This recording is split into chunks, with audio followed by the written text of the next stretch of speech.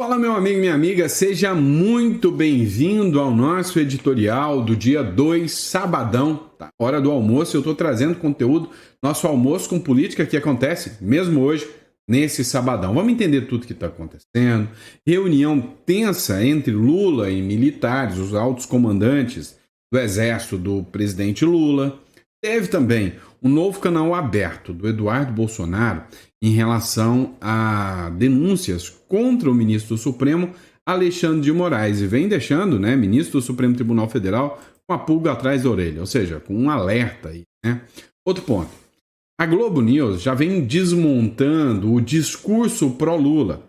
O Lula dizia que a culpa do tarifaço era do Eduardo Bolsonaro e do malvadão do Bolsonaro. Pois é. Sempre, né? A culpa é do Bolsonaro. O Bolsonaro já não governa há 2 anos. Mas até hoje é por culpa do Bolsonaro que o Trump está impondo tarifas, né? Então, assim, o discurso não se sustenta, não está colando. E aí, a própria Globo trouxe o entrevistado e já não está conseguindo controlar mais os entrevistados. Ontem, trouxeram um jornalista que era para falar sobre a lei Magnitsky, que não é ideal aplicar a lei Magnitsky contra o Moraes, e ele até falou isso. Mas ele disse o seguinte, que ele ficou assustado, como jornalista americano, ele ficou assustado com a censura que o STF impõe aos jornalistas aqui no Brasil, que o Brasil é uma democracia muito esquisita. Ou seja, nem eles estão conseguindo controlar isso aí. Então tudo isso é pauta desse nosso editorial.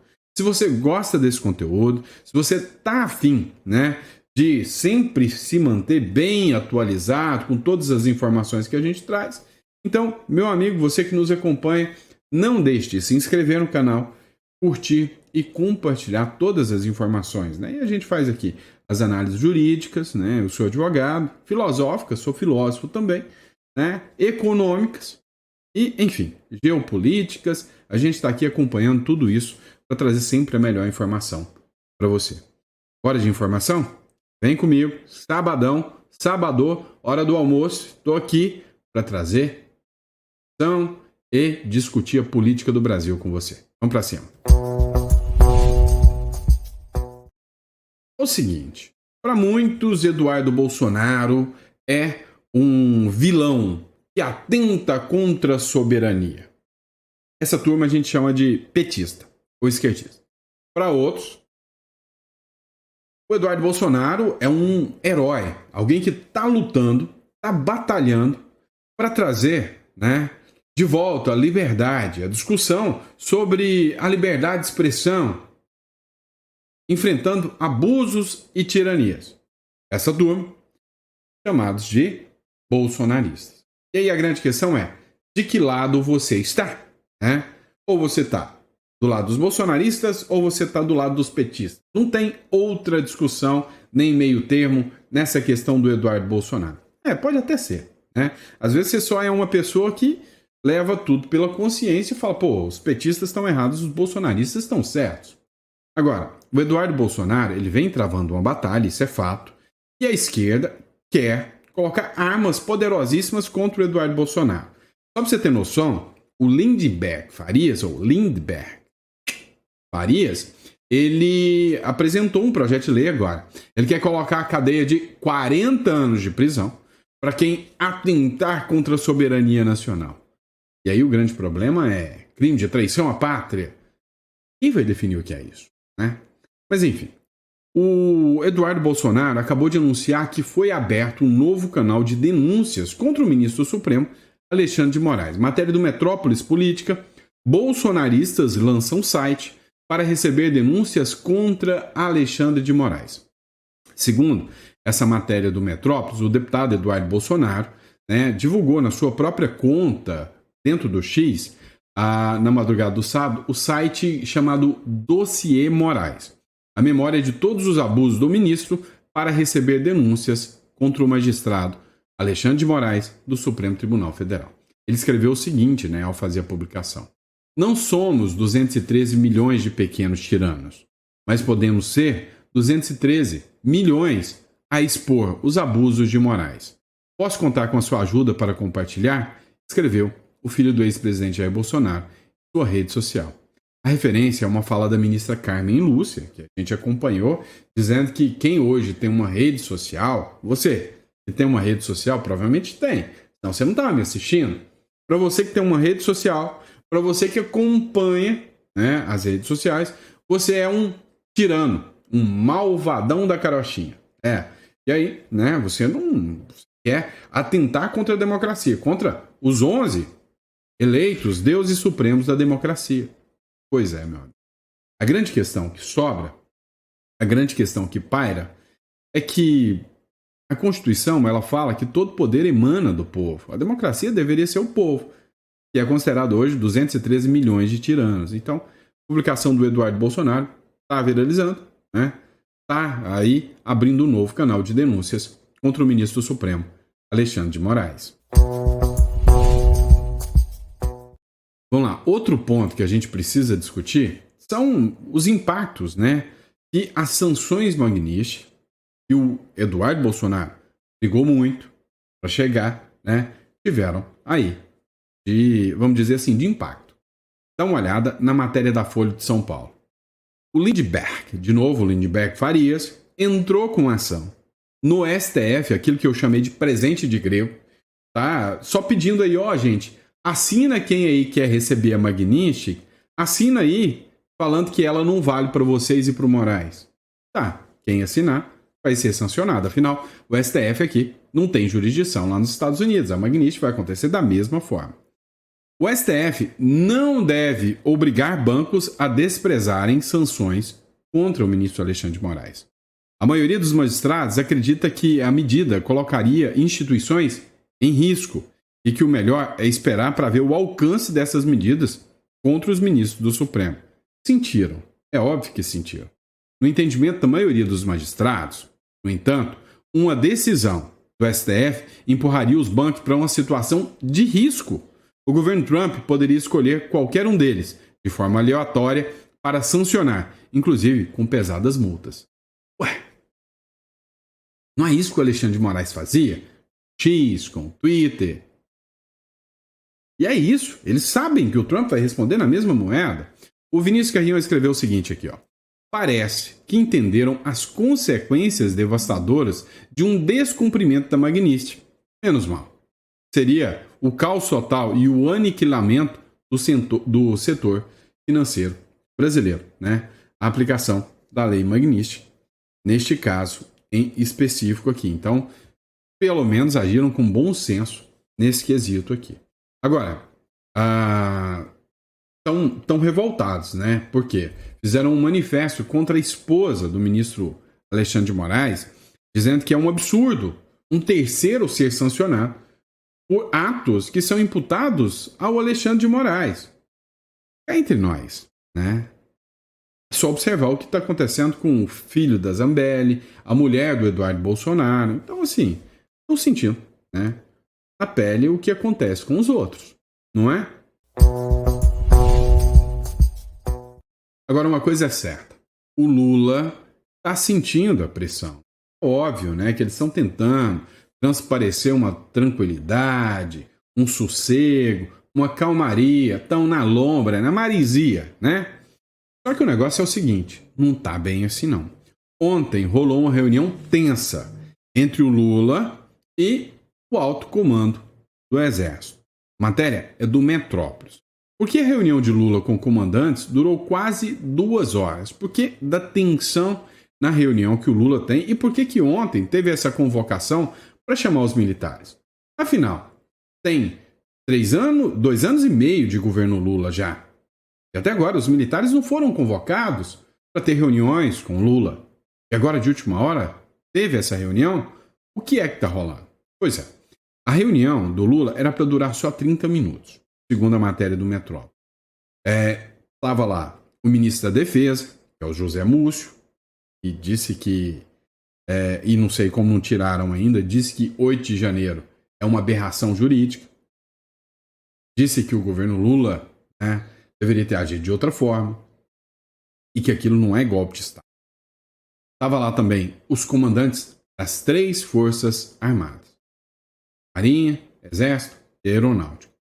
O motivo da longa reunião, né? O Igor Gadelha teve uma entrevista, inclusive, com um dos militares, e ele disse o seguinte: ó, muitos assuntos foram discutidos, né? Nessa hora, os militares aproveitaram para pressionar falta de din-din, falta grana, falta dinheiro, cuscuz, grana, faz-me rir. Não tinha. Então, aproveitaram para pressionar por mais dinheiro, porque mais do que nunca o Lula agora vai precisar dos militares. Deve ter muito meio-fio para ser pintado. Então, pediu, né, apoio, suporte a esses militares, para que os militares pediram apoio, né, para mais dinheiro. Discutiram sobre os problemas do orçamento, que os militares estão faltando dinheiro até para o avião da FAB, que o Brasil está quebrando, né? A equipe econômica publicou um decreto tirando, né, descongelando 20 bilhões do orçamento da União, sendo que 1,92 era do Ministério da Defesa. O Lula já começou a liberar uma graninha para eles. E aí, nessa reunião, participou o Tomás Paiva, o almirante, né, Tomás Paiva, que é do Exército, o almirante Marcos Olsen, da Marinha, né, e da Aeronáutica, o brigadeiro do ar, Marcelo Damasceno. Tá? E aí, foi o momento perfeito que os comandantes, né, vendo tudo que está acontecendo no Brasil, aproveitaram para pressionar por mais um pouquinho de grana para as Forças Armadas. Que representa ainda ou não? Coloca no comentário só para a gente saber. Vamos lá. A pergunta que fica é: meu irmão, meu amigo, a culpa do tarifaço é do Bolsonaro? Será mesmo? Pois é, quando nem o G1, nem a Globo consegue esconder mais, o pior é que tem a beba que ainda acredita. Não, o Lula está lutando pela soberania contra os falsos patriotas. Ô, gente burra, né? Dá uma olhada. A Globo vai escancarar, vai esfregar na cara dessa gente, dessa turma, que não tem nada a ver com isso. Nada, nada, nada. A verdade é que qual que é o real interesse, né, do Trump contra o Brasil? Não é contra o Brasil, não. É contra o posicionamento do presidente da República do Brasil. O Trump não está nada contra o povo brasileiro. Inclusive, ontem ele gravou até um vídeo dizendo: não, eu amo o povo brasileiro. O que está me incomodando são as políticas pró-Rússia, pró-China, que o presidente do Brasil está fazendo. Inclusive, ele até falou: não, se o Lula quiser me ligar, me liga aqui, vamos conversar, vamos ter um dedinho de prosa. Escuta só esse trecho dessa matéria aqui, para você que é um incauto, talvez você está até me assistindo aqui, e acredita ainda que o Lula está defendendo soberania nacional contra o Bolsonaro. O Bolsonaro foi bode expiatório nessa história, né? O interesse do Trump, ele pensou assim: não, eu vou juntar o útil ao agradável. Eu já quero sancionar o Lula por causa das... das coisas que o Lula está fazendo, por causa do BRICS, entre outras coisas, e da influência da China aqui. Aí eu já vou aproveitar que eu acho um abuso que estão fazendo com o Bolsonaro, já joga os dois no mesmo balaio. Qual é o real motivo para os Estados Unidos imporem uma tarifa de 50% ao Brasil, muito maior do que a de outros países nesse momento? O interesse tem 5 letrinhas, chama China. Se não prestar atenção nisso, não entende os 50%. O interesse é um recado, primeiro para a América Latina. Olha, presta bem atenção, vocês podem vender commodity para a China, tudo isso, mas hegemonia da China aí dentro não vai ter. Se você me perguntar por que tem hegemonia chinesa na América Latina, pensa no porto de Xangai, no Peru. Ah, é um porto maravilhoso, os chineses botaram 4 bilhões de dólares ali para reformar, vai entrar petroleiro que nenhum outro porto cabe, vai entrar navio de container que nenhum outro porto cabe. Parou em Peru? Desculpa, não é não. Quem já acompanhou os podcasts do Leonardo Trevisan, que é esse senhor aqui, né? Ele é professor de Relações Internacionais da ESPM, tá? Eu já li livros dele, porque quando eu fiz o meu mestrado, para quem não sabe, tá? Eu sou mestre pela Universidade pela Must University, né? Miami, em International Business, né? Relações Internacionais, Negócios Internacionais. E aí o Leonardo Trevisan é professor de Relações Internacionais, então à época os professores orientaram livros e deu livros para que a gente acompanhasse, né? Cara, o cara é totalmente, assim, esquerda, ele não é de direita. Mas se até a galera da esquerda, você já sabe que é de esquerda, senão não tinha nem brotado ou pisado lá na Globo News, né? Não tinha nem brotado lá.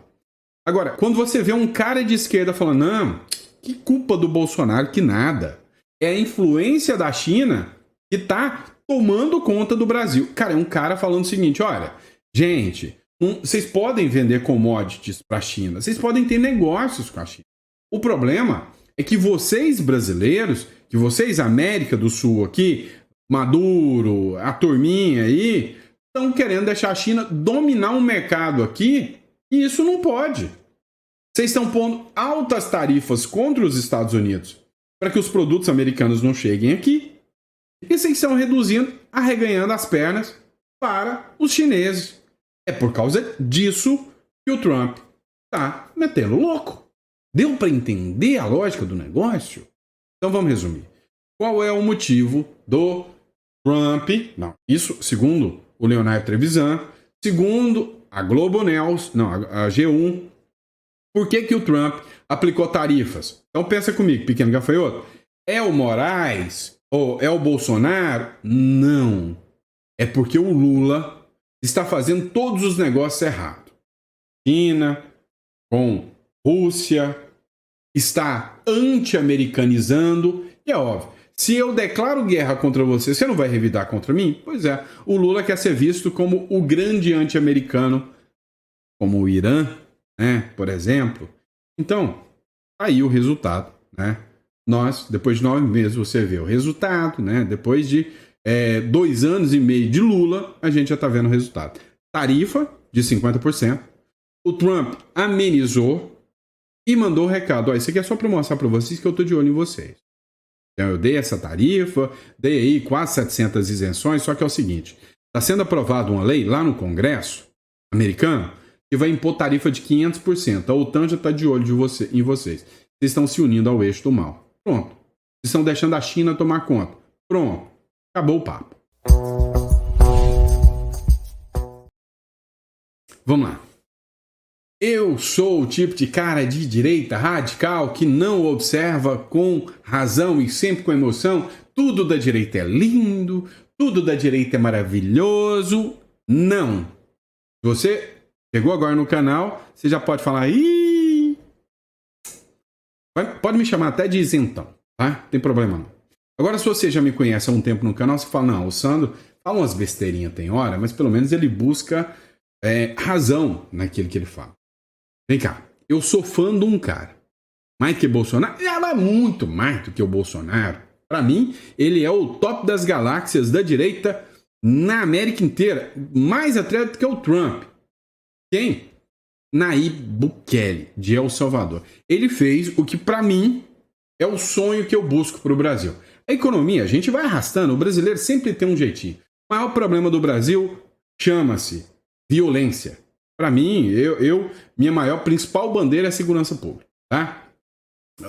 Sonho em andar num lugar onde você pode andar com um Rolex no braço, né? Eu tenho um relógio, tá? Baratinho aqui, ó, no braço. Eu conto, 1.200, não passa disso, é baratinho, tá? E aí eu tenho um relógio desse e quero andar com ele no pulso, sem medo de ser assaltado. O Bukele entregou isso. Ele pegou um país dominado pelas gangues, um país com a corrupção em níveis estratosféricos, principalmente pelo judiciário de El Salvador, e limpou e se tornou o cara, né? Se o Obama não fosse esquerdista, se fosse um cara que realmente pensasse na nação, ia apontar o dedo para ele e falar "You are the man", e não para essa coisa que nós temos, tá? Agora, o que você precisa entender? Nem tudo que o cara faz está certo. El Salvador aprova o projeto que permite a reeleição sem fim e aumento do mandato. Aí nós precisamos discutir isso aqui. A Assembleia Legislativa de El Salvador aprovou nesta quinta-feira um projeto de lei que prevê a possibilidade de reeleição presidencial por tempo indeterminado. o aumento do mandato presidencial de 5 para 6 anos e o fim do segundo turno nas eleições. Isso abre caminho para que o atual presidente Nayib Bukele continue no poder. A proposta, que reforma a Constituição, foi apresentada ainda nesta quarta-feira e aprovada poucas horas depois. Atualmente, o presidente controla o Legislativo e o Judiciário. Até então, a Constituição salvadorenha não permitia a reeleição imediata. No entanto, essa barreira foi contornada para as eleições de 2024, já que a Assembleia Legislativa, de maioria pró-Bukele, destituiu o Procurador-Geral e os 5 juízes da Câmara Constitucional da Suprema Corte. Tá? Eu tenho um livro, tá? Chama-se Revolução contra o Sistema. Aí eu escrevi o livro. Depois eu vou até deixar disponível para vocês. E esse livro conta a história do Nayib Bukele e como o modelo Bukele poderia ser implementado aqui no Brasil. Tá? O que acontece? O que é o grande problema dessa história? Tá? O que é a grande nhaca dessa história toda? É o seguinte. Hoje, o Bukele está fazendo exatamente aquilo que a gente dita que os autoritários de plantão fazem.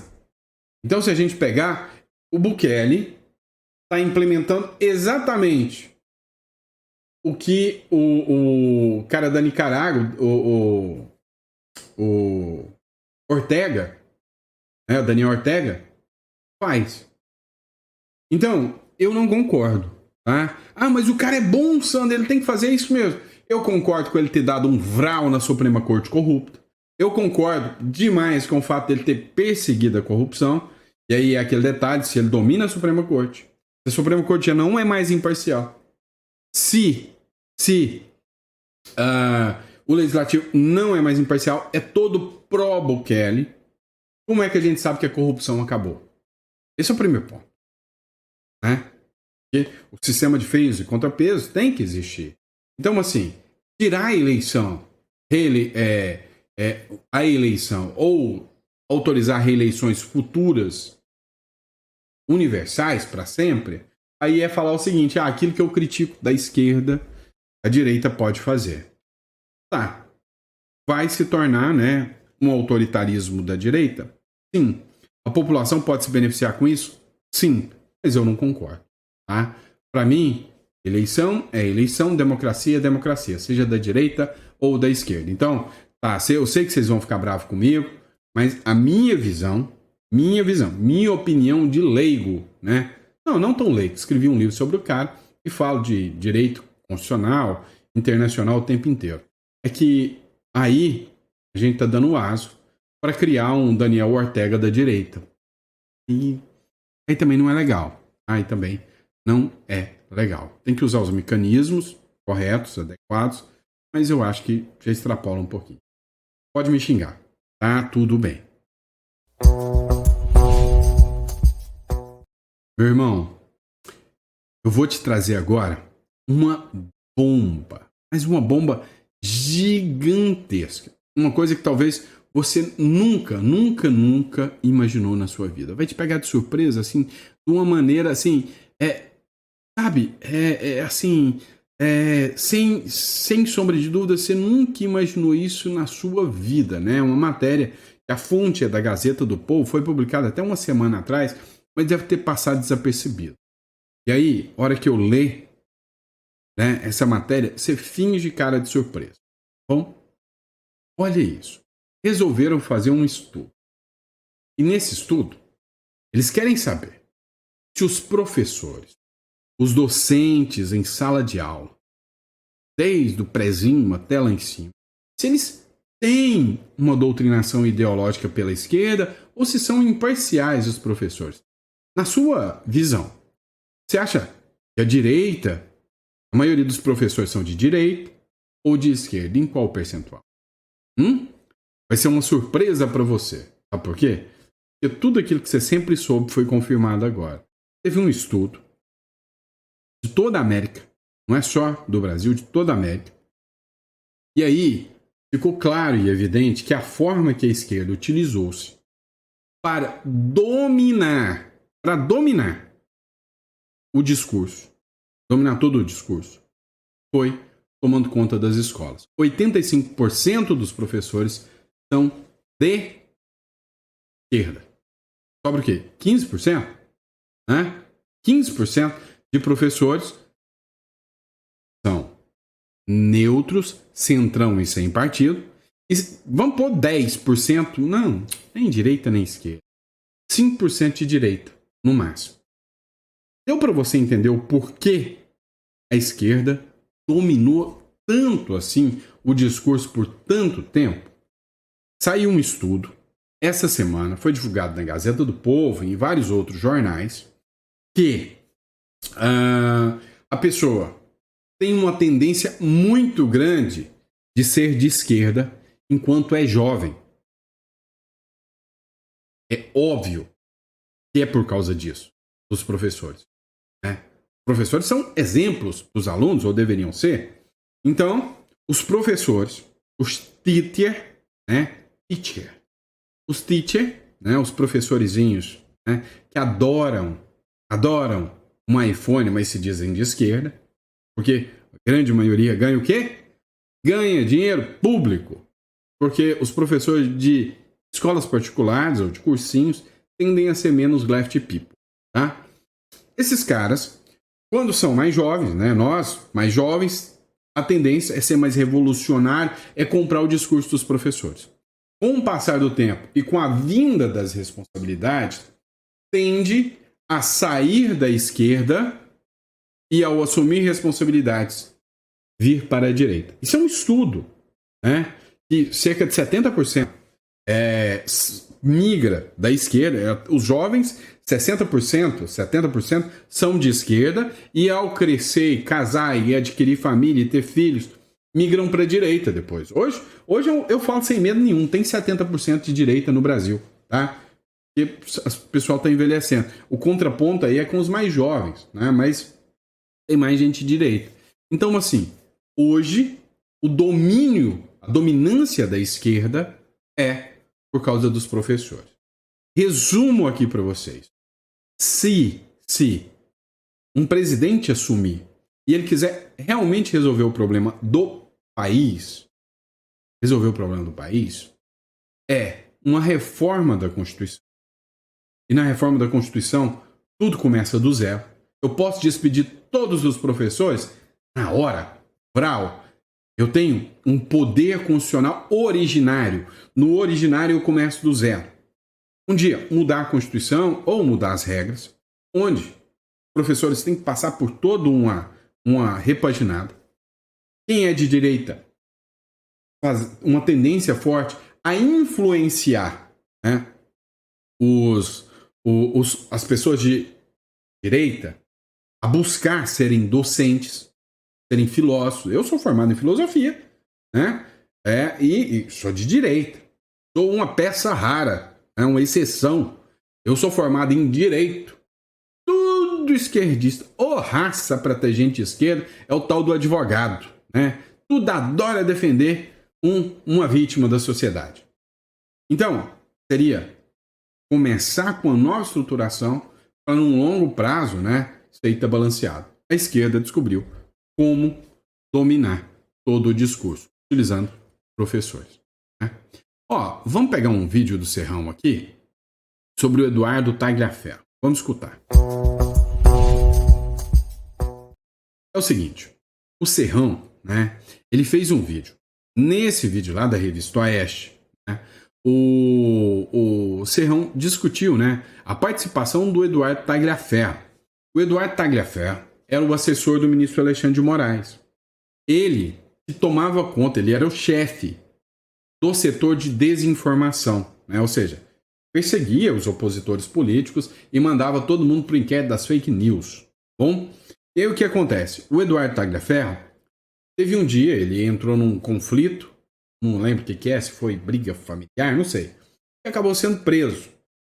Segundo ele, a polícia civil pegou o celular dele, pegou todas aquelas informações, fez um backup e jogou isso para a imprensa e descobriu-se, né, que havia um direcionamento de quem seria perseguido pelo Supremo Tribunal Federal, o que é um assinte contra a democracia.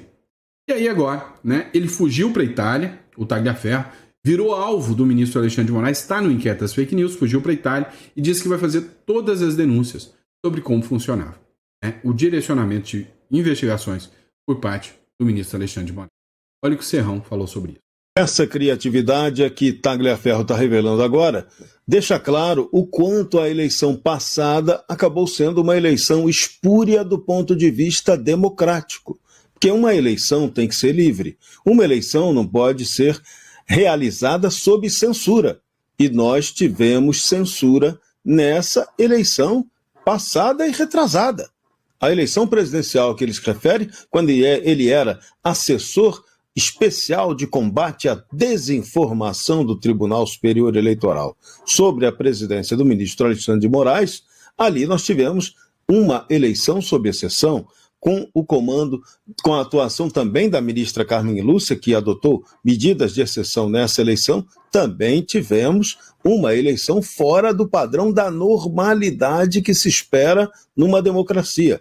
Então, Tagliaferro tem muito a declarar e espero que ele declare, revele a verdade. Da mesma forma como aqueles funcionários da norte-americana USAID, ou USAID, que fizeram uma parceria muito estranha com o Tribunal Superior Eleitoral para produzir um manual, o livro que define o que seria desinformação para ser atuada, autuada e combatida pelo time do Eduardo Tagliaferro. E essa criatura...